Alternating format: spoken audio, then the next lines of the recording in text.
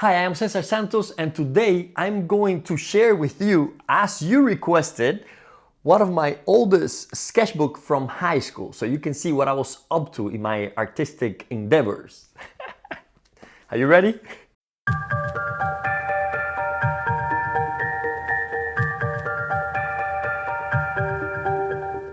I just selected this sketchbook because the cover is pretty interesting. I want to talk a little bit about it, and also because it was during my high school years towards the end of it. So this is more like 11th grade.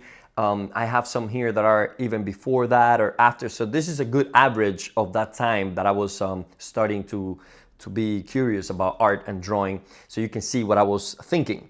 And feel free to make fun of me because this is hilarious. I was flipping through this before, kind of thinking of what I wanted to talk and point out, and it was just hilarious. Brought back a lot of interesting memories, and hopefully you'll find it joyful as I did. Let's check it out. I decided to get this book first and talk to you about it because it's the most decorated one from the outside. You know the saying, don't judge a book by its cover. Well, this one, you can judge it by its cover, and just don't be too critical. This is the front part. As you can see, this was just a generic sketchbook. This is a drawing of my license, of my driver's license. At that time, it was the restricted license where I can only drive when an adult is next to me. I put myself behind bars with this piece of wood that I glued here. That was a sign that I felt trapped, I felt frustrated. As many young kids, I was about 15 years old when I was preparing this, so I put on top here, nightmare, and some light shining through the back, and I'm there kind of tough looking. If you look here, there is a detail that says love in the corner here. So in a way, it's a little bit of a funny, sarcastic sense of humor. My first page here, it's a caricature of one of my teachers. Every time I got into a classroom and I didn't like the subject or the teacher, I would do just caricatures. And here's one of the caricatures I did of one of my teachers. Here you can see her telling me to shut up because I love talking, and I was the same way when I was in high school. Here's my hand, always my left. There you go.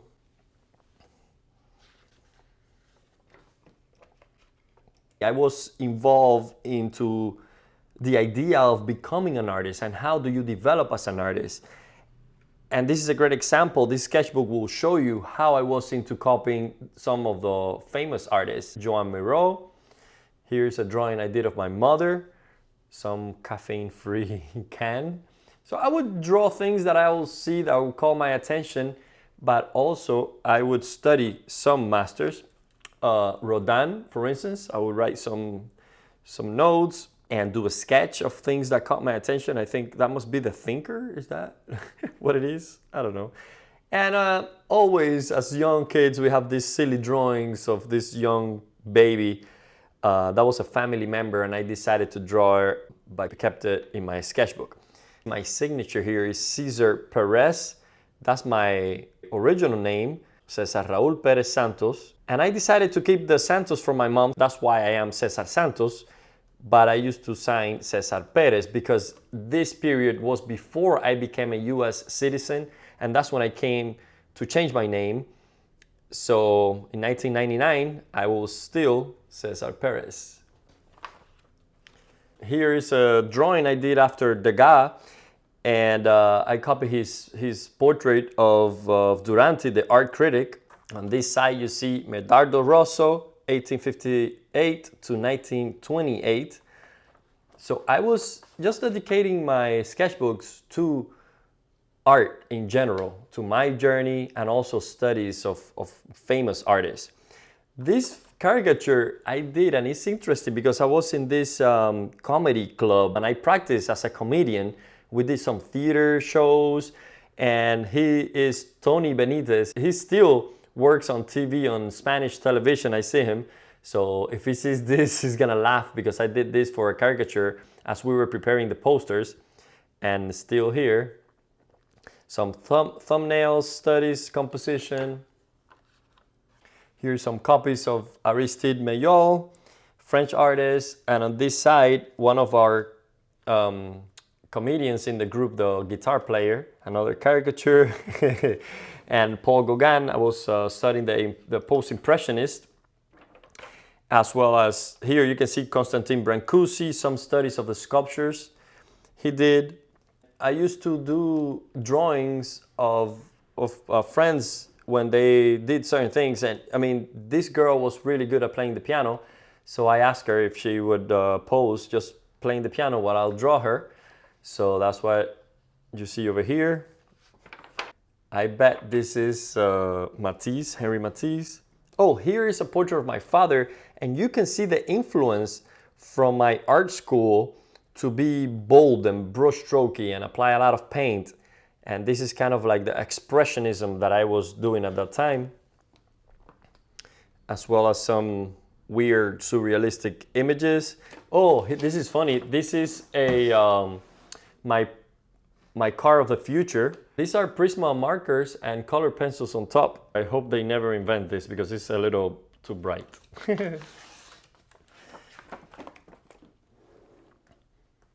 Again, my expressionistic style at that time, very influenced by the trend.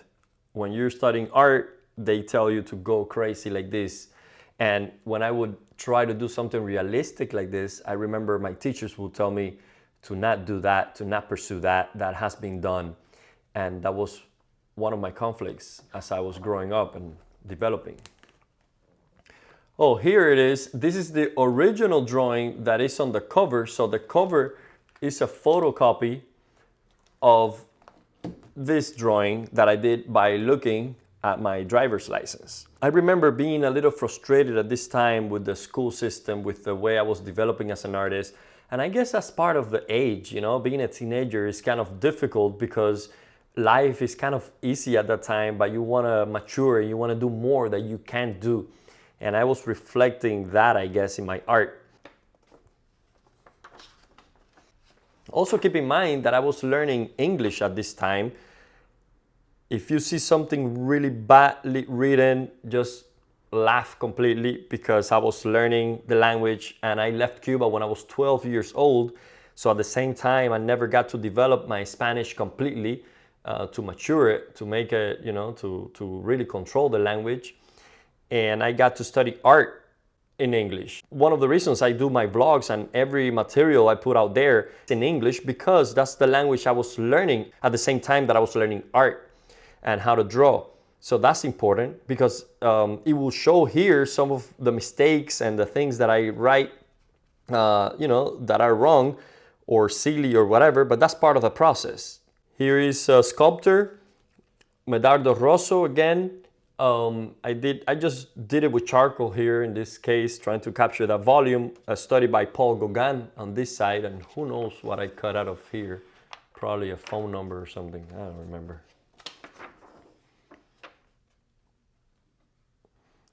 Again, one of the sculptures by Aristide Maillot, French artist Henri Matisse,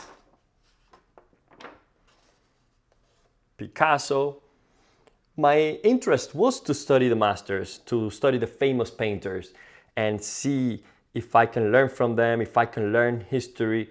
Someone told me once, I think it was an artist at a show that I went, and I asked for advice and they said, just study your career, like what you want to be. If you want to be a painter, study famous artists. There is the help to move you towards that. If you isolate yourself, if you don't study your trade, how you expect to know about it? How are you gonna develop into it when you're ignoring it?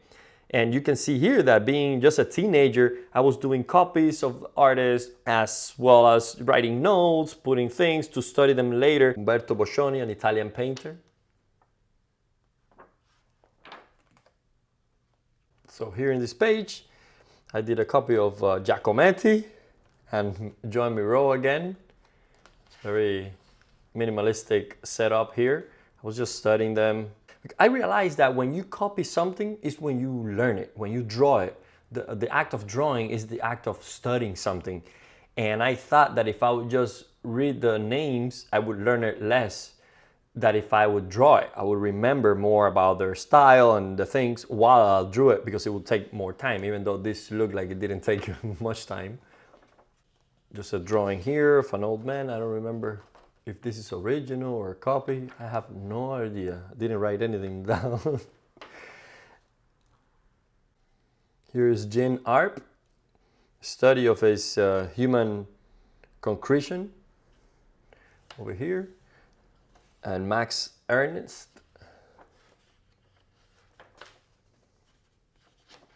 There you go, trying to figure out how to do a bubble with a second little bubble. I need to fix some of this. When you don't have an idea, you just leave it empty and just put a pen on top and see how you can get away with a cool composition like that, you see? Here is a piece of a magazine I cut out, and I put it because I remember that I was into cars. When I came from Cuba, I never seen so many cool, bright things, objects in my life. And my father used to have a 1951 Pontiac, and he traded for a pig so we can eat pork, because it was a special period in Cuba when Russia fell apart, so we have nothing to eat. Imagine my dad exchanging a 1951 Pontiac for a pig. It's crazy. So anyways, I was into cars when I came and looking at them, and imagine at that age also I was thinking of what car to get whenever I was able to afford it. This car was called Tiburon, and it caught my attention because the name, that's in Spanish meaning shark, and I really like the smooth design. Now it looks a little ridiculous for my taste, but it's just funny that I glue it here. It must have felt important at that time. And here I was trying to develop a logo for the comedy group that I was into, and it was called La Seña. La Seña means winking, and you can see I was trying to make L-A Seña, S-E, I don't even know how to pronounce ñ. That letter doesn't exist in English, but anyways. So, I missed this, well, it's just nothing. A lot of wasted pages. These pages coming up now show that I was into color theory. I was trying to see the contrast of colors. So I would get these pieces of cut out color paper and glue onto them some of the third color. So I would get three colors, right? So this is the background, the brown, the red, and I would get a third color and put it in both areas and see how it will react. You can see that here they look a little lighter, here darker. Within the same realm of blues, I would do the same study. I don't know if it's visible in the camera, but you can see more this blue next to this blue than here. I did the same with gray. Look how light that looks compared to this. And these two lines are exactly the same paper, just in different areas, different backgrounds. This is good to note because remember that everything that you paint is in context with the surrounding. Nothing can be taken out, isolated. So if you're painting something and you want more contrast, you know what to do with the background. If you do a background darker, the same color will look lighter on top of it. And instead of just drawing things that I was interested in or drawing from life a lot, I realized that what I wanted to do in my sketchbook was to study color harmony, to study a theory of art, study some artists. This would be a cool exercise. I would recommend it. Get some just papers of different colors and experiment with them. Get three colors and put them in different, on top of each other and see how they react. Nice profile drawing there. Again, look how bright, high chroma, sharp this blue, which is the same as this one, looks next to that darker blue.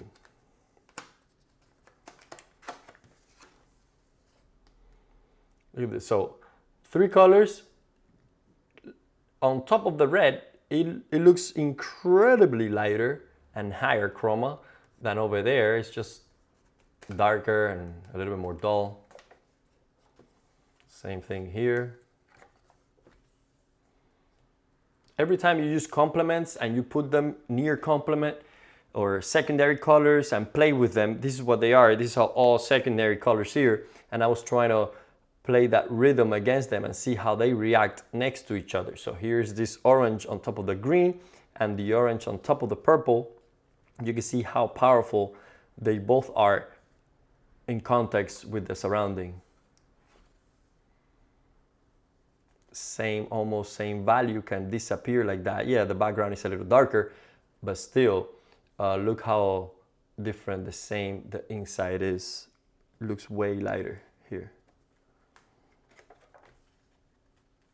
More of that.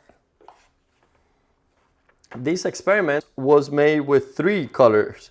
So I got this orange, the color in the middle, and this, and I cut it out to make it look like if they were transparent, but they're actually just glued on top of each other. And in one, I decided to put a second color lighter so that it looks like one is more intense than the other one, or one is underneath the green. Just play around like that, because that gives you a sense of color harmony. You can apply it when you're painting, so you can control the colors. Same thing here. That's a good example here. How the bright green and the dark green and this green in the middle looks like transparency is happening. And I was doing some collage, working with that, seeing what it took me, what the illusion it would give to put all those colors together. I was being very Mondrian at this time.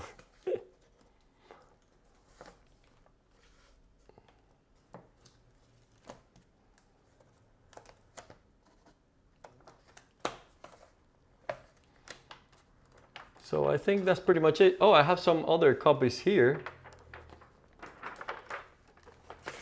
I don't want to skip any of these pages, so you can totally see how my drawing skills were at that time. Here's a copy of a ballet dancer by Edgar Degas.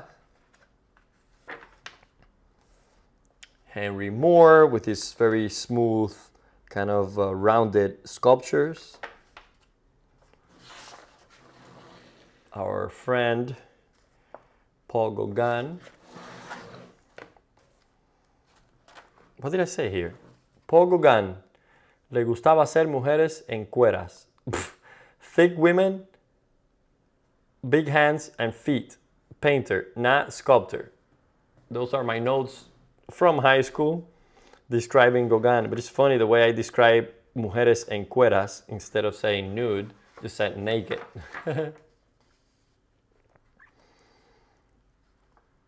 Oh, there's a study by Rodin, sculptor. This is cool. This is Giacometti, one of his sculptures. And here, Constantin Brancusi. I just wanted to create that impression of his sculptures. Again, studying all this art gets you involved in the mood of the art making. And even though my love for classical art came a little late in my life, I realized that I was just discovering what was given to me. I was studying what I was being taught in school, what the art museums in Miami were promoting. I think it's important to study contemporary art because you know what is happening in the art world. You know how the art world is doing and why it's doing it. And you get closer to it if you want to change it.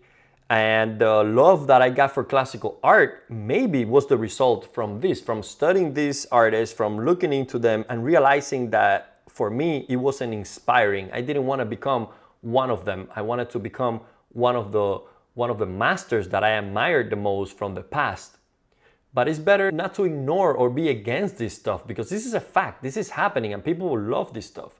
But as an artist, you have to find your own voice and not fall into the trends. And if just because something is the fashion, don't do it just because of that. And I was ridiculed and criticized by loving the classical art and by wanting to train myself to learn how to describe the visual world and paint it. But little by little, I got accepted by more and more people, and now I'm having a successful career just doing what I really love doing. The main lesson from this is that at the beginning, you study what you have, don't go against it, learn as much as you can, and then develop into your own voice. Per Martin, with some of these wooden sculptures on this page. Mark de Suvero here with a huge sculpture. I put the little people here so you can see the scale of these sculptures. Again, more artists. Rodchenko with his black and white photographs, this Russian artist. Joseph Cornell. And I think I don't have anything else here. Oh, this is interesting because I was creating a series of designs that would just be straight lines. So anything in front of me, I would describe with straight lines. This is the inside of the metro rail, the train that I would take every morning to go to high school. And here's a scene from my apartment that I used to live. You can see the steps going down, the door open. So everything I was simplifying into straight lines, a little bit of what Mondrian developed.